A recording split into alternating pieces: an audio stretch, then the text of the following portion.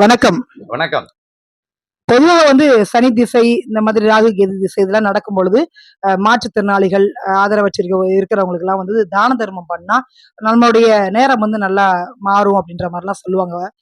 நீங்க அத எப்படி பார்க்குறீங்க? செஞ்ச பாவங்களையும் செஞ்ச பாவங்கள்லாம் நீங்கும். செஞ்ச ஆ பாவம். அது கிரகங்கள்லாம் மாறும் அது அப்படின்ற தர்மம் கிடையாதுல்ல. உனக்கு ஒரு 7 சனி நடக்கும்போது, நான் இத செஞ்சா என் பாவம் தீருங்கும்போது, ஒருவன் ஒரு விஷயத்தை எதிர்பார்த்து ஒரு உதவி செஞ்சா அதுக்கு பேர் தானம். தர்மத்துல வராது. எந்த எதிர்பார்ப்பும் இல்லாமல் செய்வதற்கு பேர் தர்மம். இந்த கலியுகத்துல ஒரு பயலும் கிடையாது.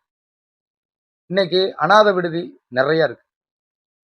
குழந்தைகள் காப்பகம் நெறைய பேரு. குழந்தை வேணுமா அப்படிங்கிற மருத்துவமும் நெறைய இருக்கு. அதே மாதிரி முதியோர் இல்லம் நெறைய இருக்கு.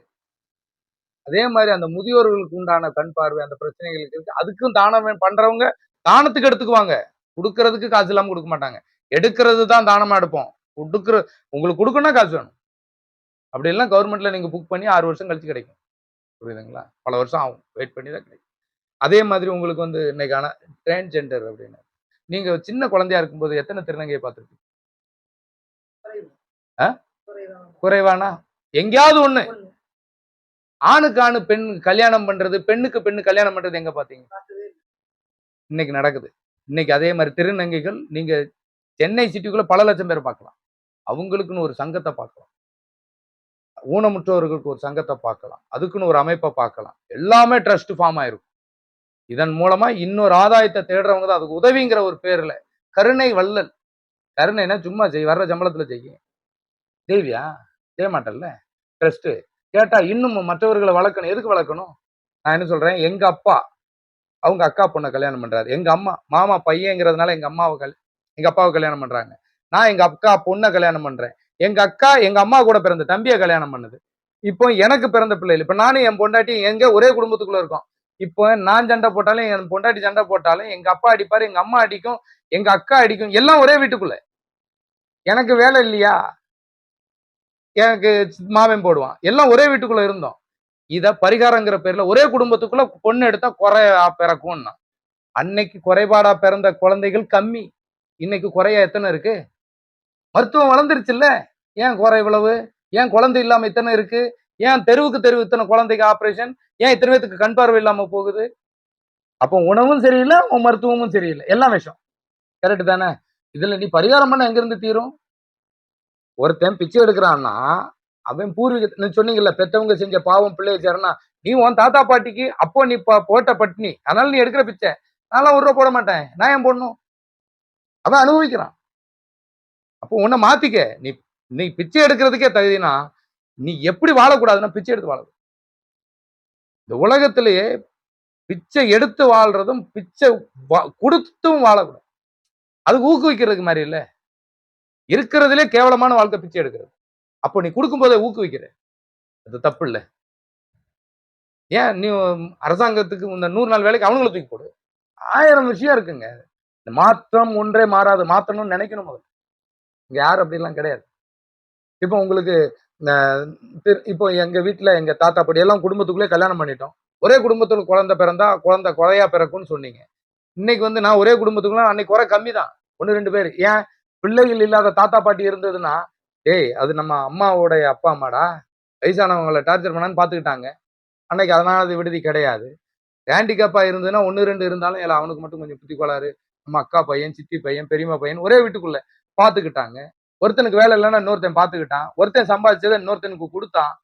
தனக்கு தனக்கு சம்பாதிச்சதுல தனக்கும் அதுல பசிக்கு சோறானா போதும்னா, இன்னைக்கு நீ சம்பாதிச்ச உன் தம்பி கொடுக்க மாட்டேன், உன் அக்கா கொடுக்க மாட்டேன், உன் அண்ணனுக்கு கொடுக்க மாட்டேன். அண்ணன் தம்பிக்குள்ள சொத்துக்குள்ள சண்டை வந்தாச்சு. காரணம், ஒரே குடும்பத்துக்குள்ள பொண்ணு எடுக்காத, வெளியே பொண்ணு எடுன்னு. வெளியே பொண்ணு எடுத்ததுனால இவன் அங்க போனான். அங்கேயும் எனக்கு சரியில்லை, எனக்கு தனியா இது வேணும், அது பேர் என்ன, பிரைவேசி வேணும் அப்படின்னு தனியா போய் தனித்தனியா பெட்டி பெட்டியா இன்னைக்கு அடுக்குமாடி கட்டிட மாதிரி.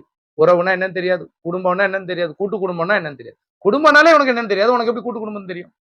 திங்கிற சோத்துல தாங்க இருக்கு கூட்டு பொரியல், குடும்பத்துல இல்ல. அப்போ நல்லது கெட்டதை சொல்லித்தர பெரியோர்களை நீ மதிக்கல, அவனே முதியோர் இல்லத்துக்கு போயிட்டான். நாளைக்கு நீயா தானே. அந்த காலத்துல குருதசை வந்துச்சு அப்படின்னா ராமர் போனது வனவாசம். இன்னைக்கு அதே ஜோதிகாரங்க என்ன சொல்றீங்க? குரு உங்களுக்கு வெளிநாட்டு யோகத்தை அள்ளித்தர போகிறார். ஏன்டா, என் குடும்பம், என் பொண்டாட்டி, என் புள்ள எல்லாத்தையும் விட்டுட்டு அனாதை மாதிரி போய் சாக்கடை ஆள்றதையும் கக்கூசின்னு நோன்றதும் எனக்கு யோகம். எப்படி? பணத்தை கொடுக்கறதுக்கு பேர் யோகம்.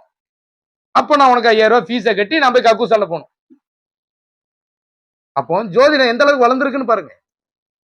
உன்னுடைய பரிகாரம் எந்த அளவுக்கு வளர்ந்துருக்கு, உன்னுடைய அறியாமை எவ்வளவு வளர்ந்துருக்கு. அப்போ ராமர் போனது வனவாசம் தானே. அவரு நாட்டை விட்டு காட்டுக்கு போனாரு. நான் என் வீட்டை விட்டு வெளிநாட்டுக்கு போறேன். பிற தேசமும் பரதேசமும் ஒண்ணு தானே. அப்போ கூடி வாழ்ந்தால் கோடி நன்மை சொன்ன கருத்தோட இருக்கு. ஏங்க தமிழ் தாய் வாழ்த்து பாடாம நாங்க ஸ்கூலுக்குள்ள போக மாட்டோம். ஜனகன மாடா பாடாம ஸ்கூலை விட்டு வெளியே வர மாட்டோம். இன்னைக்கு அந்த கவர்மெண்ட் ஸ்கூல்ல வேணா அது இருக்குன்னு வேணா பார்க்கலாம். நான் பார்த்து ரொம்ப நாள் ஆச்சு கவர்மெண்ட் ஸ்கூல்லயும். இன்னைக்கு நிறைய வந்துகிட்டு இருக்குன்னு வச்சுக்கோங்களேன். தமிழ் தாய் வாழ்த்துனான நீராறும் கடலோடு தண்ணுவா போட்டுருவோம். கடைசியில ஜனகணம் அதை பாடி எப்படா முடிப்போம் அப்படின்னு இருக்கும். அப்பவே தேசப்பற்றையும் தமிழ் பற்றையும் தான் ஊட்டி வளர்த்தாங்க. முதல்ல உள்ள போகும்போது தமிழ் பற்று, அதுக்கப்புறம் தான் தேசப்பற்று. அப்போ முதல்ல நான் தமிழன், அதுக்கப்புறம் தான் இந்தியன். கரெக்டு தானே? அப்போ முதல்ல என் குடும்பம், அதுக்கப்புறம் தான் ஊரு நாடுலாம். என் குடும்பத்தையே பிரிச்சுட்டேன்.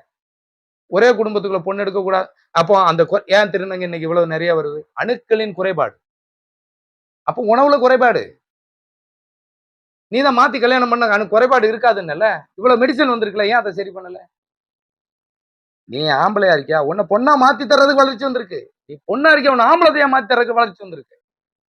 அப்புறம் அனாதை விடுதி இதுக்கெல்லாம் வந்து அதை வேற மீடியாவில் எடுத்து உங்களுக்கு உதவி வேணுமா, விவசாயத்தை நாங்கள் ஊக்குவிப்போம். ஊக்கு வேணா வைக்கலாம், ஊக்குவிக்க முடியாது. நிலத்தை அழிச்சிருவாங்களாம், ஊக்குவிக்கிறாங்களாம். அவங்களுக்கு இயற்கை அழிஞ்சாச்சு. ஆனா அங்க போறதுக்கு ரோடு மட்டும் இருக்கும், போறதுக்கு டோல்கேட் இருக்கும். எல்லாமே வந்து பணம். இன்னைக்கு இதனால இறைவன் அதை அழிப்பானான்னா கிடையாது. இப்பவே பாதி பேர் ஆணுக்கு ஆணு பெண்ணுக்கு பெண்ணு கல்யாணம் பண்றான். அதே மாதிரி குழந்தை இல்லாதவங்க நிறைய பேரு. இனி என் தலைமுறைக்கு வாரிசு இருக்கும்னு எனக்கு தெரியுமா? என் தலைமுறைக்கு அடுத்த தலைமுறை தலைக்குமான தெரியல. ஆண்மையும் இல்லை, பெண்மையும் இல்லை, உணவுல சத்தும் இல்லை, விதையில விதை இல்லாத பொருள், அணுக்கள்ல எதுவுமே இல்லை. அணுக்களே இல்லைங்கும் போது இன்னைக்கு என்ன டிரான்ஸ்ஜெண்டர்? ஒரு நேரத்துல இனி நம்ம அவர் பேர் என்ன, நித்யானந்தா ஒரு நாடே வாங்கின மாதிரி இவங்க ஒரு நாடு உருவாக்குவாங்க. எங்கள் நாடு வருதா இல்லையான்னு பாருங்க. உங்களுக்கு மகாபாரதத்துல ஒரே ஒரு பீஷ்மர் இருந்தார். செகண்டியை நிறுத்தி அவங்களை கொன்னாங்க. அப்படின்னா என்ன அர்த்தம்? எவ்வளவு வரம் பெற்றவனாக இருந்தாலும் ஒரு ஆணும் பெண்ணும் சேர்ந்துதான் பக்கத்துல நிறுத்தி, ஒரு ஆணும் பெண்ணுமா இருக்கிறவனால ஒருத்தன் கொல்லப்படுமா? ஒரு ஆண்மகன் அது சொல்றான், அந்தணன் தனித்து நின்றால் பால். எங்க அப்பன் கல்யாணம் பண்ணலன்னு என் வம்சம் இருக்காது. சிவன் சொத்து கொலநாசம். எங்க அப்பனுக்கு உயிர் அணுக்கள் இல்லைன்னா என் குலமே அம்சம். எந்த பெருமாள் சொத்து கொலநாசம்? எங்கேயும் இல்லை. அப்போ உயிருக்கு தான் மதிப்பு. இங்க உயிர் விதையே இல்லை, உயிர் அணு இல்லை, உயிர் உள்ள பொருள் இல்லை. அப்புறம் அனாதை விடுதி, முதியோர் இல்ல, இன்னும் பெருசா வந்துகிட்டு தாங்க இருக்கும். ஏங்க இந்த கோயில் வச்சிருக்கேன், எனக்கு என்கிட்டயே ஒரு 2-3 பேர் கேட்டாங்க, உங்களுக்கு வந்து 5000 ரூபாய் கொடுங்க, உங்களுக்கு சர்டிபிகேட், டாக்டர் சர்டிபிகேட் வேணுங்க. டாக்டர் சர்டிபிகேட்டுக்கு 5000 ரூபாய் கொடுத்தா கிடைக்கும். அது எப்படின்னு எனக்கு தெரியாது. நான் படிக்கும்போதே ஒழுங்கா படிக்கல, இல்ல டாக்டர் இருக்கிற டாக்டர் பார்த்தாதா? நான் என்ன சொல்றேன், இதெல்லாம் நம் உறவுகளோடு கூடி வாழ்ந்தால் நல்லதோ கெட்டதோ உன் குடும்பத்துல பொண்ணு எடுத்துப்பாரு. நீ உன் வசதிக்கு தகுந்த மாதிரி வேற இடத்துல தேடுற. நீங்க சொல்றீங்க ஜாதி மதம் இனம் அப்படின்னு. இன்னைக்கு 2 ஜாதி தாங்க, பணம் இருக்கிற ஜாதி இல்லாத ஜாதி, அவ்வளவுதான். ஃபியூச்சரா அதுதான். நீங்க வந்து கொஞ்சம் தாழ்த்தப்பட்டவன் அப்படின்னா பணம் அவங்ககிட்ட கோடி கணக்குல இருக்கு, நீ அதை பார்த்துட்டா இருக்க? இல்ல இல்லாதவங்கிட்ட உன்னுடைய கம்யூனிட்டியை பாக்குற, இருக்கிறவங்கிட்ட நீ எதையும் பாக்குற, இது பார்க்கல. இதான் உண்மை. அப்போ இல்லாதவன் இல்லாதவனாவே ஆயிட்டு இருக்கிறான், இருக்கிறவன் இன்னும் வளர்ந்துகிட்டே இருக்கிறான், மற்றவங்க கிட்ட இருந்து புடுங்கிக்கிட்டே இருக்கிறான். நீ உன் குடும்பத்தை பார்க்க பாரு, உன் உறவுகளோட சேரப்பாரு. கூடி வாழ்ந்தால் கோடி நன்மை. இப்போ எங்க அப்பாவுக்கு தாத்தா பாட்டி 4, எங்க அம்மாவுக்கு 4, 8, என் மாமனாருக்கு 4, என் மாமியாருக்கு 4, 16 பெற்று பெருவாழ் வாழ்க. இந்த 16 குடும்பத்தினுடைய 7 தலைமுறை என் குழந்தை. இந்த 16 பேரும் பிறந்த மண்ணை நான் வெறுங்காலில் மிதிக்கும் போது உள்ளங்காலில இருந்து உச்சந்தலைவிக்கு வரைக்கக்கூடிய அந்த நரம்பு மூலமா என்னுடைய அணுக்கள் நெகட்டிவ் வைபோ பாசிட்டிவ் வைபோ உற்பத்தி ஆகும்போது அதுக்குண்டான நான் என்ன தசை நடக்குதோ அதுக்கு தகுந்த நான் மருந்து எடுக்கும்போது எனக்கு மாறி. அப்படி இல்லாம நானா முடிவு பண்ணிக்கிட்டு இந்த 16 ஊரையும் போறதில்ல, 12 வருஷம் எந்த ஊரையும் பார்க்கறது இல்ல. எனக்கு நல்லது மட்டும் நடக்கணும், எந்த நோயும் வரக்கூடாதுன்னா, உன்னிடம் பணம், பேரு, புகழ் சேரும்.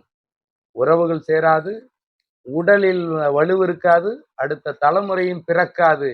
இனி அடுத்த தலைமுறைக்கு குழந்தை என்பது இருக்குமா? அப்படி இருந்தா அது வரலாறு.